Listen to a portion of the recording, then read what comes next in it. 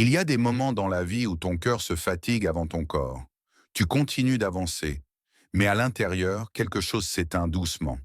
Tu te demandes, pourquoi moi? Pourquoi maintenant? Pourquoi cette douleur qui ne part pas?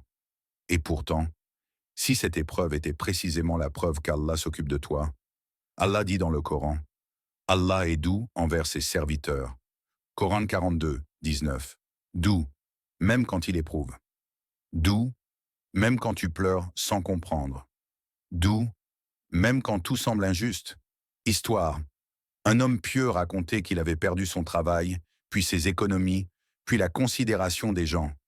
Chaque nuit, il demandait à Allah, « Oh Allah, qu'ai-je fait pour mériter cela ?» Des années plus tard, cette perte l'a éloigné d'un milieu corrompu, l'a rapproché du Coran et l'a mené à une science qu'il n'aurait jamais cherchée sans cette chute. Il disait, « Ce que je croyais être une punition était une porte. » Question pour le cœur. Et si ce que tu appelles douleur était en réalité une orientation divine? 2. Allah prépare souvent ses plus grands dons dans le silence. Quand Allah veut t'élever, il commence parfois par te faire taire intérieurement. Il enlève les distractions. Il retire les certitudes. Il coupe les attaches inutiles. Le prophète Mohammed, que la paix et le salut d'Allah soient sur lui, a dit « La récompense est proportionnelle à l'épreuve ». Hadith authentique. Cela signifie une chose troublante. Plus l'épreuve est lourde, plus ce qu'Allah prépare est immense. Allah dit encore, « Il se peut que vous détestiez une chose, alors qu'elle est un bien pour vous. » Coran 2, 216.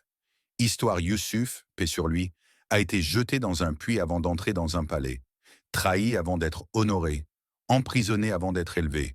Chaque étape semblait absurde, mais chaque étape était nécessaire. Question intérieure. Si Allah t'enlève quelque chose aujourd'hui, es-tu certain que ce n'est pas pour te préparer à recevoir mieux? 3. Quand Allah retarde, ce n'est jamais pour frustrer. Nous voulons tout maintenant, mais Allah travaille dans l'éternité. Allah dit, « Et ton Seigneur n'oublie jamais. » Coran 19, 64. Le retard n'est pas un abandon. Le silence n'est pas un rejet. La lenteur n'est pas un refus. Histoire. Une femme invoquait depuis des années pour une chose précise.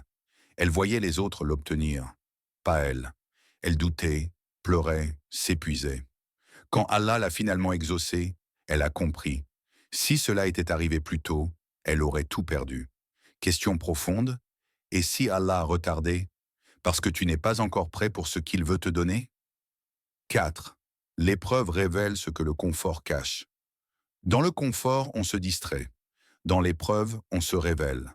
Allah dit, « Allah n'impose à aucune âme une charge supérieure à sa capacité. » Coran 2, 286. Si cette épreuve est sur tes épaules, c'est que tu es plus fort que tu ne le crois. Histoire. Un compagnon du prophète, que la paix et le salut d'Allah soient sur lui, disait, « Nous connaissions la sincérité des cœurs dans la difficulté, pas dans l'aisance. C'est dans la nuit que l'étoile brille. » Question honnête. Cette épreuve t'a-t-elle éloigné d'Allah ou t'a-t-elle rapproché de lui plus que jamais? 5. Ce qu'Allah prépare dépasse ce que tu imagines. Allah ne pense pas petit. C'est nous qui l'imitons. Allah dit, « Et Allah te réserve encore davantage. » Coran 93, 5.